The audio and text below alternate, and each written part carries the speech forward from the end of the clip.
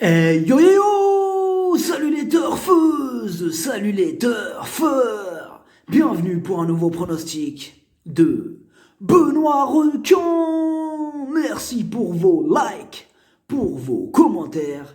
N'hésitez pas à vous abonner pour recevoir tous mes pronostics tous les jours. Ok, place au pronostic du Quintet du mercredi 30 octobre. Direction Paris-Vincennes pour le prix des Cévennes. 3 attelés, 2850 mètres, 13 partants, réunion 1, course 1, le proverbe du jour, tel père, tel fils. On commence avec le numéro 1, Dream Breaker. Sa rentrée était mauvaise, il restera ferré et semble encore à court de conditions, c'est non. Le numéro 2, Clark Soto. Lui aussi, il garde ses chaussures pour ce rendez-vous qui n'est pas une course visée. Néanmoins, il ne va pas l'interdire non plus de prendre une 5e place dans un champ réduit à la rigueur. Le numéro 3, Caduceus Debo. Cette course va surtout lui servir de préparation en vue d'un engagement au trot monté pour la fin du mois de novembre. Tocard. Le numéro 4, Détroit Castelet. Il a beaucoup d'atouts dans son jeu. Déjà, c'est une véritable machine à trotter qui ne connaît pas le mot disqualification. Il est en forme, il reste sur une victoire et c'est un placé de groupe 1. Piloté par Mathieu Abrivard, il ne devrait pas nous décevoir. Le numéro 5, Looking Superbe. Il s'est classé 2e du Prix d'Amérique. Bon, certes, il reste ferré et sa dernière course est vraiment mauvaise. Mais il serait très risqué de l'éliminer totalement de vos jeux, à la rigueur pour les amateurs de champ réduit. Le numéro 6, Anzi Deliard. Il donne toujours son maximum en course. Déféré des 4, il est efficace. Il adore la grande piste de Vincennes. Attention à lui. Le numéro 7, Balbir, il est archi régulier, ses dernières sorties sont excellentes.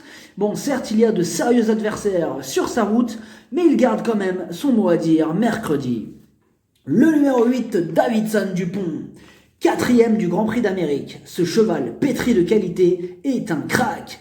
Par contre, il a demandé à souffler pour sa rentrée, et cette fois-ci, il évoluera une nouvelle fois ferré. Il n'est pas encore à son top niveau, même si sur sa classe, une 5e place n'est pas à exclure.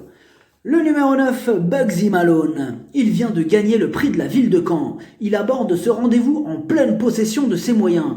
Même si cette fois-ci, le lot est plus relevé, il semble avoir encore son mot à dire, au moins pour une place. Le numéro 10, Tony Gio.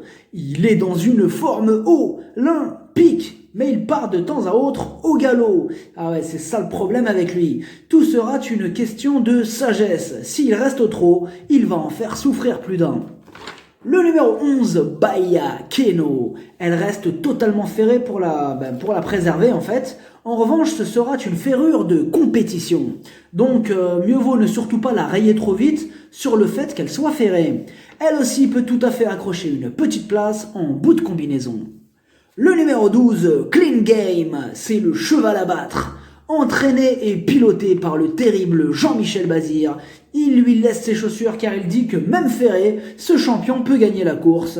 Énorme oui! Le numéro 13, Cara Williams. Il est en plein dans sa catégorie. Il est pieds nus et c'est le plus riche de la course. Par contre, la régularité ne fait pas partie de ses qualités. Avec lui, c'est souvent tout ou rien.